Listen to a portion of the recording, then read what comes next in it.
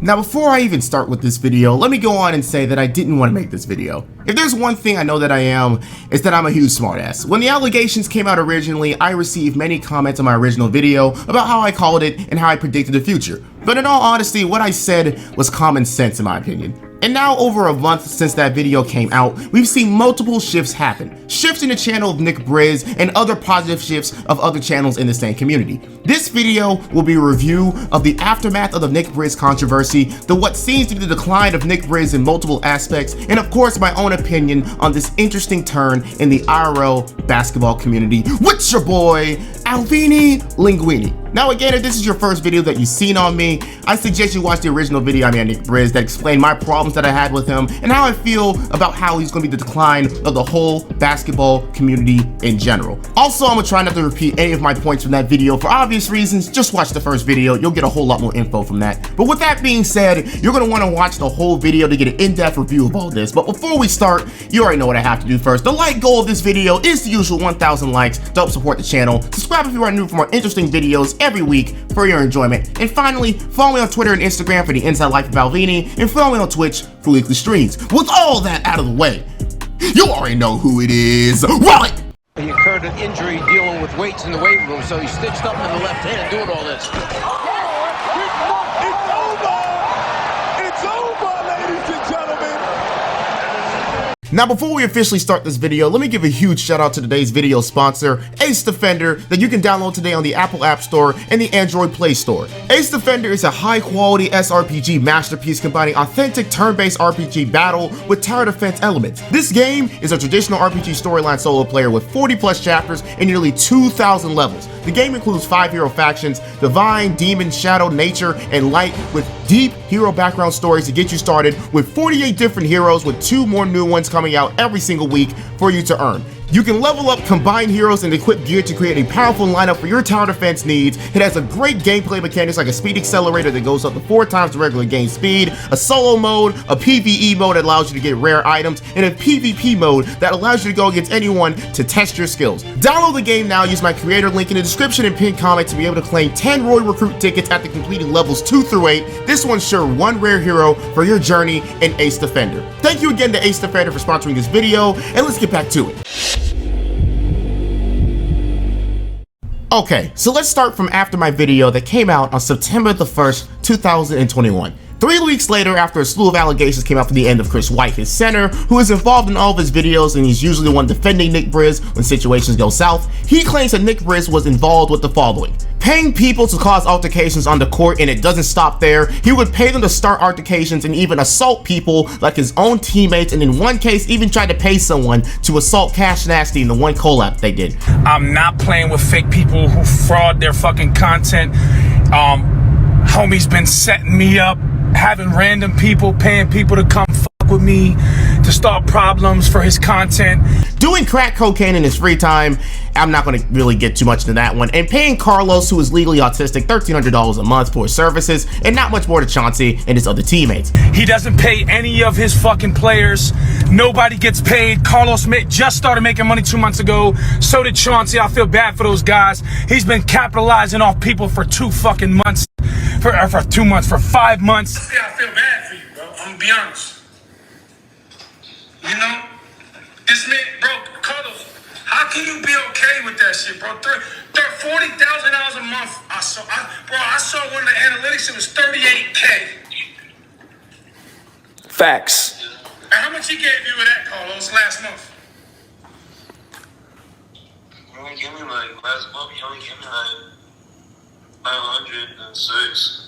$600. He gave him $500, then $600 last month, which is $1,100, my guy. And after a slew of other small offenses, but again, let's just talk about the biggest one so this video isn't 30 minutes long. First, the payment of people to assault others, including his own crew and Cash Nasty. Now, in my original video, I mentioned how exaggerated everything seemed, but the allegations was very telling. In many communities that involve doing something IRL, it is either staged or faked in a way of paying people. Think of old prank videos on YouTube or even some trends I mentioned in a past video, link in the description. But again, he was paying people who would show up to these parks, or in some cases, regulars who would come in, all that for payment. Let me say this now, who here would actually beat someone's ass for $25? You gotta be a crackhead or just straight dumb to take $25 to assault someone. But considering we're talking about Nick Briz, the crackhead comment wouldn't surprise me. Anyways, Nick Briz would use people to make controversial titles, thumbnails, and videos since he knows and I know that controversy and conflict comes with views. Like I said in my other video, I can guarantee you that people watch his videos for the conflict and not the basketball itself. And Nick knew that, which is why he'd go so far to make sure something would happen every video. And I guess it kind of paid off big time. Millions on top of millions of views every video off of that formula every single time. Unfortunately, it meant now he would be exposed to his practices and in turn hurt his own reputation and his channel. Especially now that people on the YouTube streets now know that his content is mostly faked, which in turn puts him in the realm of fakers of IRL content. That was his first mistake. His second mistake is his use of cocaine, and I'll make this quick. I don't really want to talk about drugs and stuff like that, but his tendencies on the court doesn't really surprise me that he does snort cocaine. Also, shout out to Go to Truth. He actually called this one, even though a lot of y'all in his comments said he was capping. But guess what? He was actually right. And mistake number 3, the payment, or I guess lack of payment, to his associates in Carlos and Chauncey and the other guys that I don't know because I don't watch his videos. Now, just like Chris mentioned, even while Nick Briz was making over $30,000 a month from ad revenue, he would only give Carlos and Chauncey a small amount of that. $1,300 for Carlos, and according to Chris, only a tiny bit more to Chauncey. Now, I don't really want to get into the ethics of taking advantage of a specially abled person, and before y'all start going into comments calling me this and that for calling someone special, shut the fuck up and realize I'm only calling it how I'm told it. Anyways, like I was saying, I don't want to go into the ethics of, taking advantage of someone like that, but this just really goes into the more fucked up nature of Nick Briz, who took a near homeless Carlos and gave him a job, but also took advantage of his mentally disabled personality for profit. Now, I want to look at this from two sides, the employer side and from the side of the employee. For the employer being Nick Briz, he paid people to do a service, and from the employer side being the rest of them, they accepted the wage given to them and offered to them. I am saying he is in the right in this situation, not at all, but there is got to be some perspective look at this when it comes to all this. As a person who does YouTube and deals with sponsors, contracts, and many other things, you have to realize a few things. They are being paid a non-negotiable salary for the most part. The agreed upon amount was the agreed upon amount. There are editors out there who do editing work for a flat fee, or in some cases for a percentage of the ad revenue from that video, and in the case of high tier editors, both. From the perspective of Nick Briz, he got a steal. All Chris wanted was for some of his audience to go to his channel and not even money. Unfortunately, he wasn't even doing that, which is why he got exposed in the first place, or I guess one of the many reasons he did. But as you can see, Nick Briz wasn't the best employer. From the perspective of the employees being the rest of them, they agreed upon a flat amount and kept up with it, and in some cases even had Nick's audience go to their social media platforms. But if I was them, I would have made a union and demanded more money because, as you can imagine, they make his content. But I'm sure Nick would have caved if that was the case. Now again, I'm not here to talk about the things that he was accused of. People of my channel know I like to talk about things from a different perspective. Plus, there are plenty of videos who already do that already, so I don't want to try to be one of those type of videos. But with that being said, let's talk about the aftermath of this whole thing.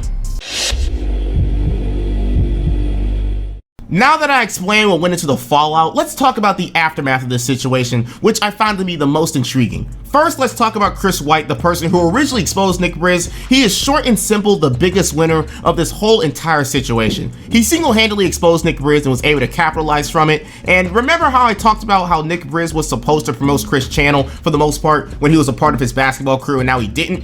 Well, Chris was able to expose Nick and got a major influx of subscribers from it. The next few days after exposing him, he gained 80,000 subscribers alone. As of October 13th, he currently has 217,000 subscribers and gaining thousands every day. He was able to siphon subscribers who was originally Nick Briz supporters and turn them into his own. Now, as a person who's seen a lot of stuff happen on the YouTube streets, this is my first time I've ever seen something of this capacity ever happen. Since then, he was able to make his own team in his home state of New York and is now able to do the same type of content Nick Briz was doing. He was also able to snag a spot on the Balls Life East Coast team for their tour, for videos, and the best part, he's making genuine content and getting money from it. I'm definitely happy to see Chris get what he deserves from this whole situation and winning from it. Another creator this is affecting is another growing IRL basketball YouTuber, K Showtime, who I briefly mentioned in my last video. Now, K Showtime does what Nick Briz does, but in a more legitimate way, and obviously is way more of a nigga than Nick Briz actually is. His channel has grown ever since the allegations came out, and he's been steadily gaining thousands and thousands of subs every day since that day. Now he is sitting pretty at 168,000 subscribers, and I remember when I made the original video, he had like 50,000. But I will say, as a warning, some of his content could potentially be fake too. All I'm gonna say is, if you know, you know. Lastly, let's talk about the man himself, Nick Briz, and his decline. Now, due to all these things that I talked about earlier, Nick Briz's channel is starting to actually bleed a bit. When the original allegations came out in the coming days, he lost over 22,000 subscribers and is actually pretty stagnant at the moment. He actually uploaded a video with a pretty interesting title, as usual, and as you can see, the video is only getting half the views it would actually get. So the real damage has been done. Now, will Nick Briz be put into actual obscurity? No way. He is way too big to be taken all the way down. He has a core audience. The algorithm has his back all the way due to his viewership to bring in more unsuspecting people who do not know of all this. And as you can imagine, no one is truly done for until their whole channel or platform is taken away from them. And no, I'm not calling for that. I am not crazy. You will never see me say deplatform someone unless it's for an actual unforgivable reason, especially since Nick Briz can simply change his ways. Will he do that though? Only time will tell.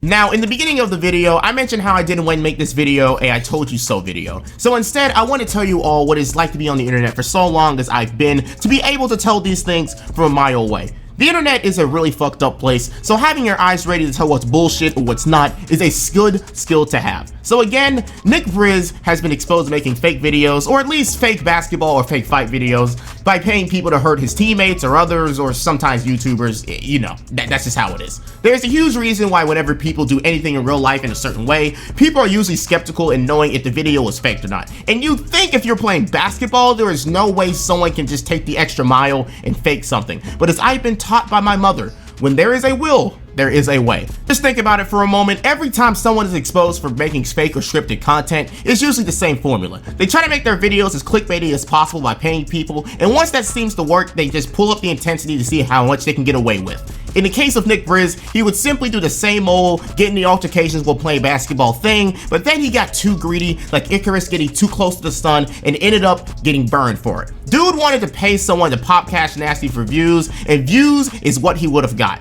Cash would have talked about it on his own channel, and the snowball effect for him would have taken that channel to the moon. And then, of course, like Chris said, he wanted to do the same bullshit in New York itself at Rucker Park. And I said in my original video, he was going to take it too far and then get smoked for it. If anything, Chris saved Nick Briz's life, because I am sure Chris knew what would exactly happen if he allowed him to do that ignorant shit in a more hostile environment that he can't take control of him like he did in Florida. Everyone's got to understand, clout is like a drug, and a bad one at that. If not handled the right way, you can get in situations like Nick Briz was willing to do for himself for a bigger dose of it. So like I said, just be careful what you call real and not, and just be very skeptical of what you see online. And something else I wanted to mention real quick is about how I mentioned how his image of basketball when it came to creating his videos was not real basketball, and how it wasn't actually representing what street basketball is. But if you were somebody like me who was saying that, people on the comments said over and over again, at least when it came to like anyone saying anything against them, that we were just soft and didn't know what real street basketball was.